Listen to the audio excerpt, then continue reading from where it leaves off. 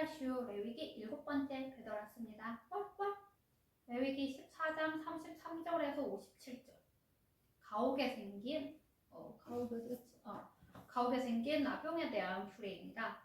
이 본문은 나병이 생겼을 경우에 관한 규례, 나병 색점이 그쳤을 경우에 관한, 나병 색점이 재발했을 경우에 관한 규례, 그리고 집을 고쳐서 나병 색점이 그쳤을 경우에 정결 예식에 대한 규례를 이 본문에 기술하고 있습니다. 그런데 가옥에 발생한 나병 규례는 지금 아무런 상관이 없죠. 왜냐하면 이스라엘 민족은 지금 이런 광야에서 천막 같은 거 짓고 생활하고 있었잖아요.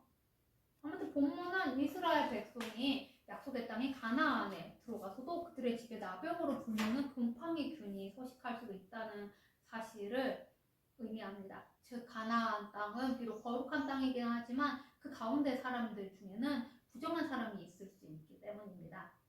그 가옥이라고 예외가 될 수는 없는 곳이죠. 레위기 14장 34절. 기업으로 주는 가나안 땅. 이는 하나님께서 이스라엘 조상들에게 주신 언약의 땅으로 거룩한 땅을 일컫습니다. 그런데 이제부터 주어질 가옥에 발생한 나병의 정결 규례는 이 가나안이 언약의 땅이긴 하지만 이 땅이 어디까지나 지상에 속한 땅이기에 각종 질병이 발생할 우려가 있었기 때문입니다. 이는 영적으로 비록 성도들이 장차 하나님의 거룩한 성에 참여할 거룩한 백성들이긴 하지만 이 땅에 사는 동안에는 언제든지 죄로 오염될 수 있음을 나타냅니다. 나병 색점을 바라게 하거든. 이는 하나님께서 바라게 하거든이라고 하셨지만 이는 하나님께서 이 나병의 발생 원인이 되신다는 뜻은 아니에요. 이러한 곰팡이류에 의한 부식은 그때 당시 팔레스타인에 되게 흔한 것이었어요. 지금도 막 벽에 습하면 곰팡이 같은 거 피잖아요. 그러니까 어떤 가옥이라도 이 곰팡이가 언제든지 필 수 있다는 거예요. 그렇기 때문에 따라서 어떤 가옥의 나병, 즉 곰팡이균이 피었다는 것은 반드시 하나님의 심판을 나타내는 것은 아니에요. 즉 이는 비록 나병이 자연현상에 의해서 발생하기는 하지만 그것이 발생할 때마다 영적으로 각성하여 하나님 앞에서 정결하고 거룩한 삶을 살기 위해 더욱 힘쓰라는 뜻입니다. 레위기 14장 37절. 색점이 있어 벽보다 오목하며. 집에 습기가 많아서 생기는 곰팡이로 오래되어서 낡은 벽이나 흙에 생기는 흙으로 된 벽에 주로 생겼습니다. 이 경우는 대개 이제 곰팡이균이 덩어리를 이루어서 그 부분이 볼록 솟아나거나 오목하게 패이기도 했어요. 따라서 가옥에 발생한 이 곰팡이균이 가옥을 울퉁불퉁하게 만들어서 보기 싫게 만들죠. 그런 것처럼 이렇게 사람의 신체에 발생한 나병도 사람을 몸을 나쁘게 보기 안 좋게 변형을 시킵니다. 레위기 16장 1절에서 28절은 대속제일에 행할 여러 가지 행사에 대한 본문입니다. 본문은 대속제일에 대제사장이 준비해야 할 사항, 속죄 염소와 아사슬 염소에 관한 규례, 대제사장과 그 가족의 속죄에 관한 규례, 그리고 백성에 대한 속죄 규례로 구성이 되어 있습니다. 한편 이 대속제일은 이스라엘인들에게 가장 중요한 날이었습니다. 1년 중 오직 7월 10일 단 하루였어요. 이때만 대제사장이 성막 안에 지성소에 들어가 이스라엘의 모든 백성의 죄를 대속하고 하나님과 인간 사이를 화해시키는 날입니다. 이는 예수님의 사역을 가장 확연하게 보여주는 모형론적 의식법입니다. 즉 예수 그리스도는 죄가 없으신 영원한 대제사장으로서 염소나 송아지 그런 짐승의 피가 아닌 자기의 피를 택한 백성들을 위하여 십자가에 못 박혀 죽으심으로 인하여 영원한 속죄를 이루셨습니다. 레위기 16장 2절. 속죄소 앞에 아무 때나 들어오지 말라. 그리하여 죽지 않도록 하라. 지성소는 휘장으로 가려져 있어서 평소에는 대제사장조차도 그곳에 출입을 할 수가 없었습니다. 그리고 이날 대제사장만 1년에 단 한 차례 이곳에 들어갈 수가 있었죠. 만약에 다른 날 그리고 대제사장이 아닌 자가 이 지성소 안에 들어가면 하나님 앞에서 죽음을 면치 못하였습니다. 전승에 의하면 이때 대제사장은 발목에 끈을 감고 들어가야 했어요. 왜냐하면 만약에 대제사장이 그때 하나님 앞에서 허물이 있어서 죽임을 당했어요. 이 사체를 끌어내야 될 거 아니에요. 근데 이곳은 아무도 출입을 할 수가 없었거든요. 그렇기 때문에 대제사장이 만약에 죽었어요. 그러면 이렇게 발목에 있는 끈을 이렇게 잡아당겨가지고 밖으로 끌어내야 했던 겁니다. 이처럼 성소와 지성소를 구분했던 휘장은 신약에서 그리스도께서 십자가에 못 박혀 죽으심으로 인해서 휘장이 이렇게 잘라지게 됐죠. 이는 그리스도로 말미암아 모든 하나님의 백성들이 직접 나아갈 수 있는 길이 열리게 되었음을 의미합니다. 레위기 16장 6절 자기와 집안을 위하여 속죄하고 아론은 자신과 가정 그리고 제사장들과 그 가정을 위해서 먼저 속죄를 해야 했어요. 이처럼 전 이스라엘 백성들의 속죄에 앞서 대제사장 자신과 그 가족들을 속죄해야 했던 것은 이스라엘 온 민족의 죄를 담당하는 이렇게 대제사장일지라 할지라도 어디까지나 연약한 인간이라는 것을 의미합니다. 레위기 16장 7절 두 염소를 취하여 이 두 마리의 염소는 이스라엘 온 백성들의 속죄를 위해 마련된 제물입니다. 그런데 전승에 의하면 이 제물은 크기, 모양, 색깔 이런 외향이 비슷해야 했어요. 올스자메라는 미국의 유명한 헐리우드 배우가 있었거든요. 이제 그 배우가 되게 어릴 때부터 기어다닐 때부터였을 거예요. 거의 그때부터 연예계 생활을 시작했거든요. 무슨 유명한 프로그램 시리즈에 나왔어요. 제가 그 제목은 모르겠는데 거기에 캐스팅들이 된 이유가 울지 않아서래요. 그리고 둘이 이제 쌍둥이거든요. 쌍둥이니까 번갈아 가면서 촬영하기도 되게 좋겠죠. 지금은 더 로우라는 브랜드 런칭해가지고 디자이너로서도 되게 성공을 했어요. 좀더 우리나라에 더 로우 공식 매장이 있을걸요 아마? 시세계 인터내셔널에서 수입했다고 들었는데 연예인들이 많이 보여주더라고요. 협찬을 많이 뿌렸는지. 레위기 16장 10절 아사셀을 위하여 아사셀은 제거된 덫이라는 의미로 아사셀 염소를 이렇게 광야로 내보냄으로써 이스라엘 회중의 피가 제거되었음을 의미합니다. 아무도 없는 광야를 향해 한 발 한 발 내딛는 아사셀 염소는 이스라엘의 온 회중의 죄를 제거하기 위해 드린 속죄제의 성격에 부합합니다. 염소 사진을 들고 해야 할 것 같지만 저에게는 염소가 없네요. 귀엽진 않잖아요, 염소가. 소소하니까 조금 안 좋네요. 뭐 바닥에 떨어뜨리면 주워야 되고. 레위기 16장 13절 향연으로 속죄소를 가리게 할지 준비된 향으로 속죄소를 이게 가리도록 연기를 피웠다는 말이에요. 이러한 행위가 나타내는 것은 다음과 같습니다. 죄인은 거룩하신 하나님을 바로 볼 수 없는 존재입니다. 또한 공의로운 심판의 법을 가리고 구속의 은총에 호소한다는 의미를 가지고 있습니다. 레위기 16장 17절 누구든지 회막에 있지 못할 것이며 대속죄일에 대제사장과 이스라엘 온 회중을 위한 속죄의식이 거행되는 동안 대제사장을 비롯한 다른 사람들의 회막의 뜰에도 출입하지 못하였습니다. 이는 다음과 같은 사실을 말해줍니다. 우리는 그리스도로 말미암아 정결함을 입지 않고는 하나님 앞에 나아갈 수 없는 죄인입니다. 우리 같은 죄인의 유일한 중보자는 대제사장 되시는 예수 그리스도 한 분뿐이십니다. 레위기 16장 21절 아론은 살아있는 염소의 머리에 두 마리가 있었잖아요. 이제 한 마리는 드렸고 이제 나머지 한 마리 그 한 마리 머리에 안수를 합니다. 그리고 염소는 미리 이렇게 예비된 아무튼 미리 정한 사람에게 맡겨져서 이런 광야로 보내졌어요. 이 미리 정한 사람은 아사셀 염소를 광야 입구까지 끌고 갈 거예요. 이 사람은 이방인 출신의 이스라엘 사람입니다. 한편 이 염소를 굳이 광야 입구까지 끌고 간 이유는 끌고 간 사람도 얼마나 고생스럽겠어요. 그런데 그 이유는 염소가 다시 돌아올 수도 있잖아요. 그렇게 하지 못하게 하기 위해 광야 입구까지 간 거예요. 그렇지만 개라면 따라올 수도 있겠죠. 따라오는 척하면서 고양이 같은 경우 뭐 개냥이 같은 애들 있잖아요. 그런 애들도 사람을 조절 따라다닌단 말이에요. 따라오다가 집에 가라고 뭐라고 하면 자기들 이렇게 돌아봐요. 그러다가 다시 이렇게 가면 다시 따라오고 그러다가 옛날에 키우던 고양이가 정말 큰일 날 뻔한 적이 있습니다. 레위기 16장 22절 불의를 지고 이 불의를 지고 광야로 사라지는 아사셀 염소는 시각적으로 이스라엘 백성들에게 자신들의 죄가 사라지는 그런 효과가 있었어요.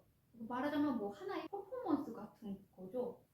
그러니까 이거를 봄으로 인해서 이스라엘 민족들은 죄에서의 해방을 느꼈어요. 광야에 놓을지니라. 아까 아까 말씀드렸었죠. 이 아사셀 염소를 광야 입구까지 끌고 가야 된다고. 전승에 의하면 이 아사셀 염소를 광야 입구까지 가서 아니 살든지 말든지 마음대로 해라 이러는 게 아니라 이 짐승을 절벽으로 밀었다고 했습니다. 근데 미는 게 쉬운 일이 아니었을 것 같은데 얘네 막 들이받잖아요. 뭐 영상 같은 거 사람 공격하던데. 레위기 16장 26절.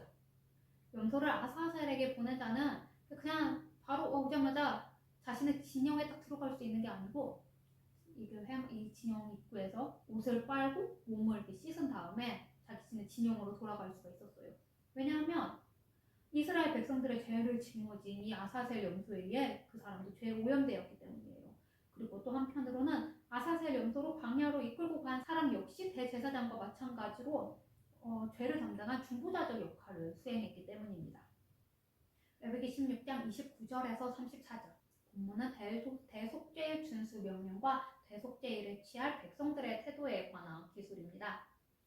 즉 하나님은 대속죄일을 영원히 지킬 것을 명령하시고 그날에 백성들 자신을 스스로 괴롭게 하라고 하십니다. 그리고 속죄제 규례의 핵심 내용이 이곳에 요약이 되어 있어요. 한편 이처럼 인간보다 못한 동물의 피로 요즘 동물 보고 인간보다 못하다 그러면 큰일 나지만 어쨌든 인간보다 못하잖아요. 일단은 영혼이 없으니까 인간보다 못한 동물의 피로 인간의 죄를 대속시키기 위하여 희생제사를 드린 것은 인간 중에 유일한 정말 무죄한 그런 인간으로서 그리고 동시에 제2의 하나님으로서 인간과 성부 사이의 중보자로서 자기 자신을 제물로 드려서 죄인을 구원해 주시 그리스도의 십자가 구속 사역을 예표하는 곳입니다. 레위기 16장 29절. 스스로 괴롭게 하고 이는 금식 행위를 가리키는 히브리인들의 문학적 표현입니다. 자의 행위를 가리키는 것이 아니고요. 이 금식은 9일 저녁부터 다음날 10일 저녁까지 24시간 동안 행해졌습니다. 이 금식은 히브리 율법에 공식적으로 지정한 유일한 금식입니다. 이처럼 대속죄일에 금식이 선포된 것은 1년에 단 한 차례 육체를 괴롭게 함으로써 죄의 고통을 정말 뼈속 깊이 느끼게 하기 위함이고 또 회개하여 죄악을 떠나는 날이기 때문이었습니다. 유대학자들은 그 날이 막 영혼을 괴롭게 하는 날이기 때문에 성경을 읽을 때도 마음을 기쁘게 하는 것을 읽어서는 안 된다고 생각을 했습니다.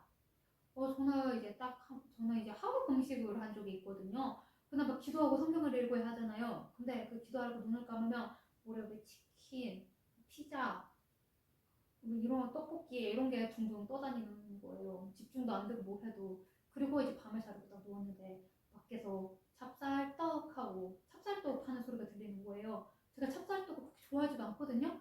그런데 그 소리를 들으면서 내가 다음날 일어나서 저 찹쌀떡을 사 먹으리라 결심을 했어요. 다음날 안 팔더라고요. 그 뒤부터 찹쌀떡을 좋아하게 됐어요. 레위기 17장 1절에서 9절. 본문은 이스라엘 백성들이 하나님께 드릴 생축을 잡을 때 지켜야 할 규례에 관한 기술입니다.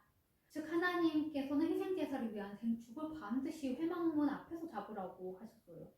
그리고 그곳 회막에서 모든 제사를 드리라고 명령을 하셨습니다. 이같이 장소를 콕 집어서 명령을 하신 것은 우상 숭배하고 관련이 있어요. 이 율례가 지어지기 이전 이스라엘의 초기 족장 시절에는 그냥 아무데나 저렇게 제단을 쌓고 제사를 자유롭게 하나님 앞에 제사를 드릴 수가 있었어요. 그런데 이 사람들이 점점 이방행하고 교류를 하면서 점점 이 제사가 변질이 돼가지고 우상 숭배가 돼버리는 거예요. 더군다나 이들은 이집트에서 되게 오랫동안 노예 생활을 했었잖아요. 그러면서 그 애굽에는 푸뇨의 신, 판이라는 염소 모양의 신이 있었어요. 이 염소의 신을 하나님처럼 섬겼어요. 그리고 그러한 행위는 하나님의 현현을 체험한 뒤에도 계속이 되었어요. 하나님의 현현을 체험하면 하나님은 하나님, 염소는 염소 이렇게 섬겼단 말이에요. 그래서 하나님은 이런 규례를 제정하셔서 딴 말 못하게 하신 거예요.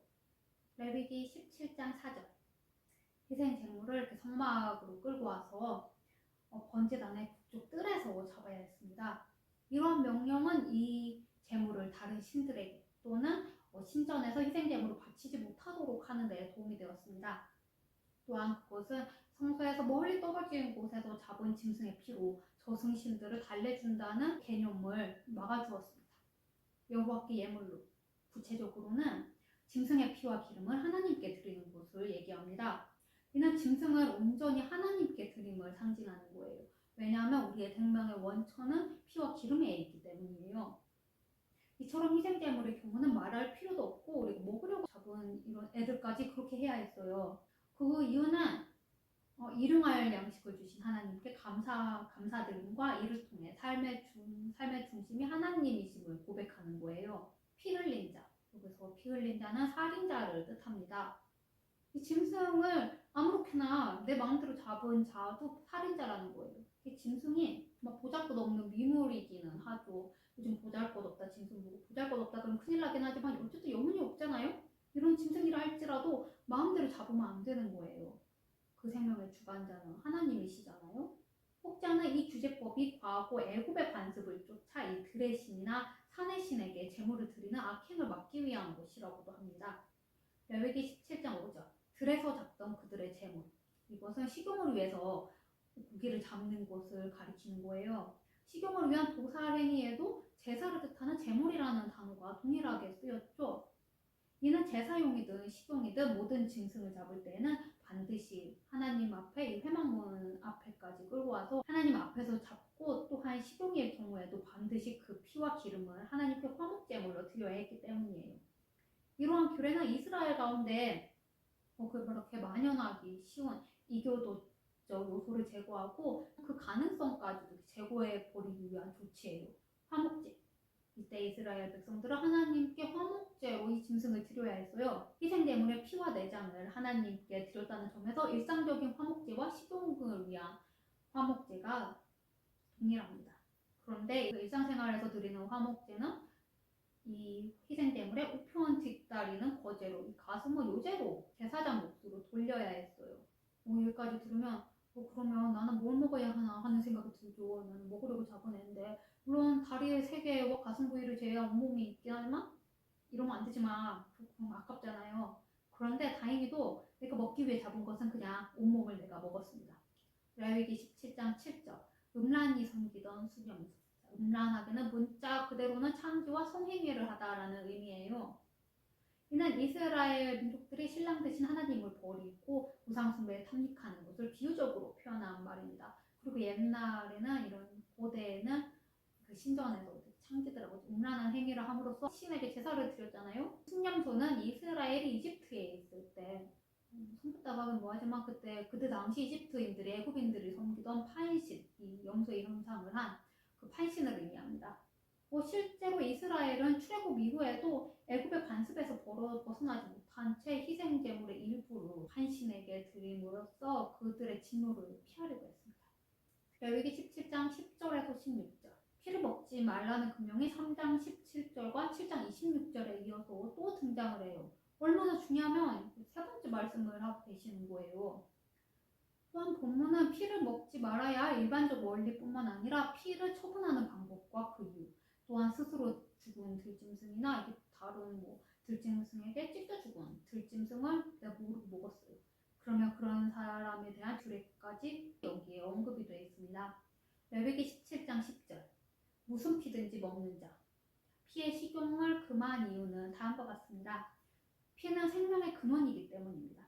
따라서 피를 먹는 행위는 생명의 주관자이신 하나님을 모독하는, 말하자면 신성모독인 셈이죠. 피가 인간의 죄를 사하는 속죄의 유일한 수단이었기 때문입니다. 또 전승에 의하면 유대인들은 피를 빼지 않고 죽은 고기는 사지도 않고 먹지도 않았습니다.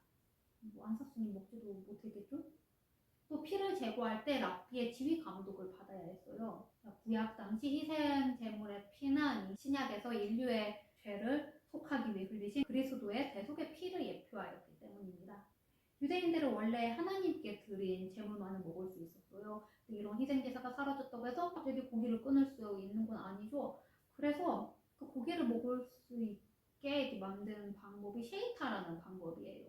이 셰이타는 무분별한 도축을 막을 뿐만 아니라 그 고기를 먹기에 합당하게 피를 쫙 뺀 그런 방법이에요. 그리고 이러한 행위를 하는 자를 쇼엣이라고 부릅니다. 우리나라는 옛날에 동물들 잡는 사람 백종이라고 그래서 얕잡아 봤잖아요. 그런데 이스라엘 유대인들은 쇼엣을 얕잡아 보지 않았어요. 왜냐하면 되게 중요한 사람들이죠. 우리를 고기를 먹을 수 있게 해주는. 쇼엣은 도살된 고기에 소금을 직접 뿌려가지고 피를 제거한 뒤에 판매를 합니다. 닭의 경우에는 목의 동맥을 제거를 하고 그리고 물에 씻어서 소금을 뿌립니다. 그리고 그 상태로 피가 완전히 빠질 때까지 기다렸다가 판매를 합니다. 그래서 이스라엘에서 먹는 고기는 약간 짭짤한 맛이 나요. 유대인 가정에서는 간처럼 피가 많은 부위를 요리할 때는 칼집을 잘 내가지고 불에 피가 빠져나갈 때까지 계속 구워서 먹습니다. 레위기 17장 14절. 피를 먹거나 마시는 것이 금지된 또 다른 이유가 있습니다. 이때 이교도들은 살해된 동물의 특성, 그 힘이나 속도 같은 걸 얻기 위해서 먹었어요. 타조 같은 경우는 최대 90km까지 달릴 수가 있죠. 차 타고 다니는 것보다 어찌 보면 나을 것 같기도 해요. 차는 과속 단속 같은 데 걸리는데 얘네들은 그런 것도 없잖아요. 지금은 요즘은 뭐 먹는 사람들 거의 없는 것 같은데 옛날에는 고양이 고기라기보다는 고양이 뭘 먹었지? 아무튼 고양이를 먹었어요. 우리 길 가면 그런 거 있잖아요. 뭐 염소죽 해가지고 뭐 그런 거 해주는데 건강원 같은데 보면 알루미늄 문에 써져 있는 흑염 염소죽, 고양이죽.